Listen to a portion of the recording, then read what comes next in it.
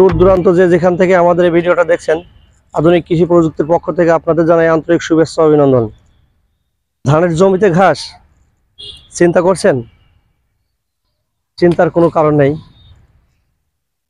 ধানের জমির ঘাস দমন করার জন্য বাংলাদেশ ধান গবেষণা ইনস্টিটিউট একটা প্রযুক্তি আবিষ্কার করেছেন।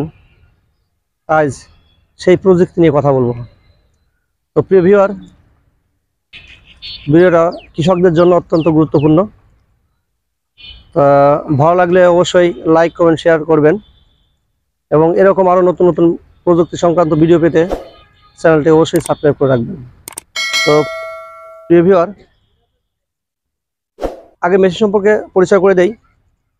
ধানের থেকে আগাছা দমন করার জন্য দুই ধরনের যন্ত্র রয়েছে। একটা ম্যানুয়াল উইডার, অন্যটা পাওয়ার উইডার। মেশিন দিয়ে আগাছা দমন করতে হলে জমিতে ধান সারিবদ্ধভাবে রোপণ করতে হবে। দুই ধরনের সারিবদ্ধ রোপণকৃত জমিতে আগাছা দমন করা যায়। সারি থেকে সারির দূরত্ব 25 সেন্টিমিটার করে লাগানো হতে হবে, অথবা সারি থেকে সারির দূরত্ব 30 সেন্টিমিটার হতে হবে। তো এই দুই ধরনের রোপণকৃত জমিতে খুব সহজেই আগাছা দমন করা যায়। তো এখন আমরা দেখব কিভাবে জমিতে আগাছা দমন করা হয়। তো যেটা পাওয়ার উইডার, সেটা ছোট্ট একটা ইঞ্জিন ব্যবহার করা হয়। এই ইঞ্জিন ঘন্টায় সর্বোচ্চ 600 থেকে 700 গ্রাম পেট্রোল ব্যবহার হয়। আর ঘন্টায় প্রায় 1 বিঘা জমি থেকে ধানের আগাছা দমন করা যায়। তো এখন দেখাবো কিভাবে আগাছা দমন করা, কিভাবে মেশিন দিয়ে আগাছা দমন করে। দেখতে থাকেন এবং পাশেই থাকেন, দেখেন কিভাবে মেশিন দিয়ে আগাছা দমন করা হয়।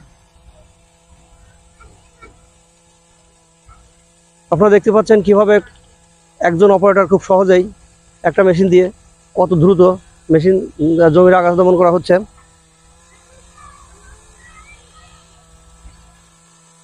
তো মেশিনে জমিতে ছিপছিপে পানি থাকলে খুবই ভালো হয়, আগাছা দমন করতে সহজ হয়। এই মেশিন দিয়ে জমির আগাছা দমন করলে জমির উর্বরতা বৃদ্ধি পায়, মাটির উর্বরতা বৃদ্ধি পায় এবং মাটি উলটপালট হয়। জমির মাটি উলটপালট হওয়ার কারণে মাটিতে অক্সিজেনের পরিমাণ বাড়ে। তো এ কারণে জমির উর্বরতা বৃদ্ধি পায়, জমির ফসলও ভালো হয়। তো প্রিয় ভিউয়ার, চ্যানেলটি ভালো লাগলে লাইক কমেন্ট এবং শেয়ার করবেন। এরকম নতুন নতুন আরও ভিডিও পেতে অবশ্যই চ্যানেলটি সাবস্ক্রাইব করে রাখবেন।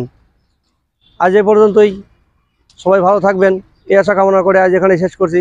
আসসালামু আলাইকুম রহমতুল্লাহি ওয়া বারাকাতুহু।